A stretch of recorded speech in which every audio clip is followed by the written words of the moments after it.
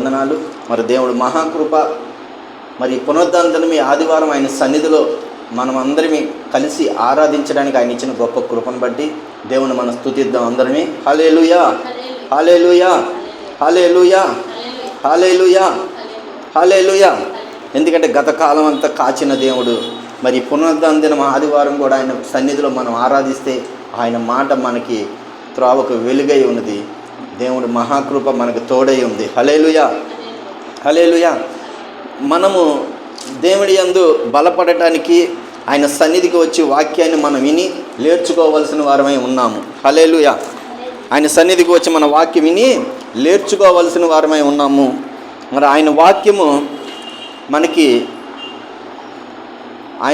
మనకి వచ్చి గొప్ప మేలులు అనుగ్రహిస్తుంది. హల్లెలూయా. గొప్ప మేలులను మనకు అనుగ్రహిస్తున్నప్పుడు మనము ఆ వాక్యాన్ని బట్టి దేవుడి సన్నిధిలో ఎంతగానో సంతోషించవలసిన వారమై ఉన్నాము. ఆయన వాక్యం చెబుతుంది కదా, ద్వితీయోపదేశ కాండము 8వ అధ్యాయము చదువుకుంటే ఆయన వాక్యం మనకు నేర్పిస్తుంది ఏంటంటే 8వ అధ్యాయము 9వ వచనము, లోపము ఉండదు. 8వ అధ్యాయము 9వ వచనం, ద్వితీయోపదేశ కాండము 8వ అధ్యాయము 9వ వచనంలో కాదు, ద్వితీయోపదేశ కాండం పేజీ నెంబర్ వచ్చి 123.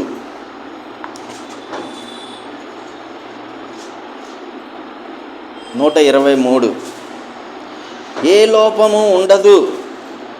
ఆయన సన్నిధిలో గడుపుతున్న మనకి, ఆయన మాట వింటున్న మనకి ఏ లోపము ఉండదంట. ఏ లోపము ఉండదు అని ఈరోజు మనం ఒక మూలవాక్యాన్ని తీసుకుంటున్నాం. మూలవాక్యం ఏంటి? ఏ లోపము ఉండద్దు. ఏమండి, ఈరోజు దేవుడు ఇచ్చిన ఆశీర్వాదాల్లోనైతే ఎటువంటి లోపము లేదు. దేవుని స్తుతించండి నమ్మిన వారు. హల్లెలూయా చెప్పండి. అర్థం కావట్లేదా మీకు? పేజీ నెంబర్ తీయమన్నా నేను, చాలు. Page number 153 page. దాంట్లో 8వ అధ్యాయం ఉందా? దాంట్లో 9వ వచనం చదువు. కరువు అనుకోకుండా నీవు ఆహారం తిను దేశము, అందులో నీకు ఏ లోపము ఉండదు. ఏంటంట? కరువు అనుకోకుండా.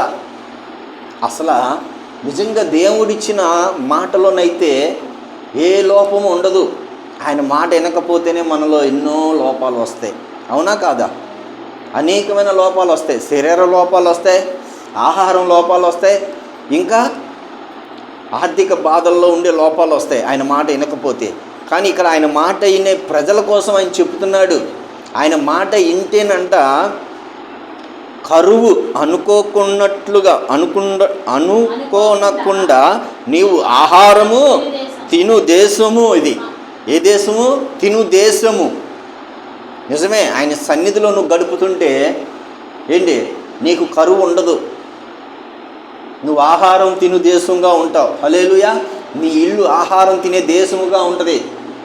దేశం అంటే ఇంటికి కూడా సాదృశ్యమై ఉంది. ఒక ఊరే, ఒక రాజ్యమే కాదు, ఒక ప్రపంచం, ఒక ప్రాంతమే కాదు. అది ఇల్లు కూడా దాంట్లో మనం లెక్కించుకోవచ్చు. హల్లెలూయా. మరి అటువంటి దేశంలో ఏమండి, ఆహారం తినే దేశముగా ఉంటుందంట. నీవు ఆహారము తిను దేశము, అందులో నీకు ఏ లోపము ఉండదు. దేవుడికి స్తోత్రం. నా యేసయ్య సన్నిధికి వస్తే నీకు ఏ లోపము ఉండదు, ఏ దిగులు ఉండదు, ఏ చింత ఉండదు. అయ్యో నాకు 2 ఆడపిల్లలే అనుకుంటున్నావేమో, అయ్యో నా కొడుకులు ఇలా ఉన్నారు అనుకుంటున్నావేమో, అయ్యో నాకున్న సమస్యలు ఇలాంటివి అనుకుంటున్నావేమో. ఏ విషయంలో కూడా నువ్వు చింతించవద్దు. దేవుడికి స్తోత్రం. ఏ విషయంలో నువ్వు దుఃఖించవద్దు. ఏ విషయంలో నువ్వు మనోవేదన పడవద్దు. ఏ విషయంలో కూడా దేవుడికి నువ్వు దూరంగా ఉండవద్దు. దేవుడికి దూరంగా ఉంటేనే మనలో లోపాలు కనబడతాయి. మనలో లోపాలు ఉండకుండా ఉండాలంటే మనం ఎక్కడ ఉండాలి? దేవుడి సన్నిధిలో. ప్రతిదినం ఉందామా? ఆదివారం ఒక్కరోజు ఉందామా? ఏమండి, ఆదివారం అనేది పునరుద్ధాన దినం ఆరాధించడానికి. కానీ నా యేసయ్య చెబుతుంది ఏంటో తెలుసా? ప్రతిరోజు నువ్వు ఆరాధించాలంట. ప్రతిరోజు నువ్వు ఖాళీగా ఉన్న క్షణమల్లా ఆరాధించాలంట. నువ్వు ప్రయాణం చేస్తున్నప్పుడు కూడా ఆరాధించాలంట. నువ్వు ఆహారం తింటున్నప్పుడు ఆయన జ్ఞాపకం చేసుకొని ఆయన గణపరుస్తూ ఆహారం తినాలంట. అన్ని విషయాల్లో ఆయనకి మహిమ కలిగేటట్టు నువ్వు నేను జీవిస్తే మనకి ఏ లోపము ఉండదు. దేవుడికి స్తోత్రం. నా బ్రతుకు దినముల్లో నేను అనేకమైన లోపాలతో బ్రతికా, అనేకమైన శాపాలతో బతికా, అనేకమైన పాపాలతో బ్రతికా, అనేకమైన రోగాలతో బతికా, అనేకమైన లోపము కలిగిన ఆహారాలతో బతికా. ఏమండి, కానీ ఇక్కడ లోపము లేని ఆహారం నాకు ఇచ్చాడు. దేవుడికి స్తోత్రం.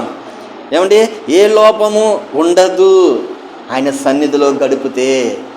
ఆయన సన్నిధిలో గడిపితే ఏంటంట? ఏ లోపము ఉండదు. ఈరోజు నీకు నాకు ఏ లోపం ఉండకూడదంటే మనం ఏం చేయాలంటే ఆయనకి లోబడాలి. దేవుడికి స్తోత్రం. హల్లెలూయా. అది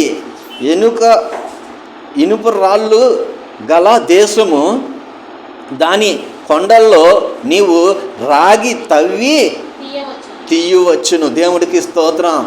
ఏమండి, రాగి దేనికి సాదృశ్యం చెప్పండి? మంచికి సాదృశ్యం రాగి. తెలుసా మీకు? రాగి మంచికి సాదృశ్యం, రాగి ఆశీర్వాదానికి కూడా సాదృశ్యం. అలాంటి ఆశీర్వాదాలు ఎక్కడ దొరుకుతాయంట చెప్పండి? లోపము లేని దేశంలో ఉంటే. ఆయన ఇచ్చిన దేశం ఏంటంటే లోపము లేని దేశం. అక్కడ మంచి ఆహారం ఉంటుంది, మంచి నీళ్లు ఉంటున్నాయి, మంచి వాతావరణం ఉంటుంది, మంచి అసలు మొదటి వచనం కాంచి చదువుకుంటే ఆ అధ్యాయంలో అన్నీ మంచిగా ఉంటాయి. అక్కడ ఏర్లు పారుతుంటాయంట, నీటికి కరువు ఉండదంట. మరి అలాంటి దేశంలో నువ్వు యేసయ్యని అంగీకరించకపోతే, యేసయ్యని నువ్వు ఎరగకపోతే, యేసయ్యని నువ్వు నమ్మకపోతే లోపాలు నీకు ఎన్నెన్నో ఉంటాయి. ఆహారంలో లోపం, వస్త్రాల్లో లోపం, ఏమండి ఆరోగ్యంలో లోపం, అనేకమైన లోపాలు మనందరికీ ఉంటాయి. అదే నువ్వు ఆయన సన్నిధికి వచ్చావనుకో, ఆయన మందిరావరణంలో నువ్వు కూర్చున్నావు అనుకో, ఆయన వాక్యానికి నువ్వు లోపడుతున్నావు అనుకో, ఆయన మాటకు నువ్వు విధేయత చూపిస్తున్నావు అనుకో, ఆయనతో నువ్వు నడుస్తున్నావు అనుకో, ఆయన నువ్వు ఆరాధిస్తున్నావు అనుకో, ఆయన నువ్వు గణపరుస్తున్నావు అనుకో, ఆయన నువ్వు ప్రేమిస్తున్నావు అనుకో, నీకంతా ఏంటంట ఏ లోపము ఉండదు. దేవుడికి స్తోత్రం. హల్లెలూయా.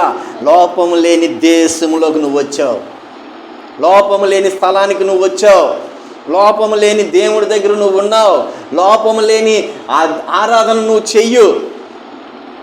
ఏ లోపం లేకుండా నువ్వు ఆరాధన చెయ్యి దేవుడి సన్నిధిలో. మనలో లోపాలు పెట్టుకొని, మనలో పాపాలు శాపాలు పెట్టుకొని మనం దేవుణ్ణి ఆరాధిస్తే ఆయన ఆరాధన ఆయనకు అందదు, ఆయనకి చెందదు. అందువల్ల మనలో ఏముండాలి? ఏ లోపం లేకుండా ఉంటే ఆయన ఆరాధిస్తుంటే నీవంట నీ దేశంలో ఏముంటుంది? నీవు ఆహారము తిను దేశము, నీ ఇల్లు ఆహారము తినే ఇల్లు. సహోదరి సహోదరుడా, ఈరోజు ఈ వాక్యం వింటున్న నీవు నేను ఏ లోపం లేని స్థలంలో ఉంచాలని దేవుడు నిన్ను నన్ను ప్రేరేపించాడు. ఏ లోపం లేని ఆహారం తినాలని నిన్ను నన్ను నియమించాడు. ఆయన పోలుకు చప్పున చేసుకున్నాడు. ఏ కొదువు లేకుండా నిన్ను నన్ను పెంచాలని చూసుకుంటున్నాడు. ఆయన మాట ఇంకే చాలంట.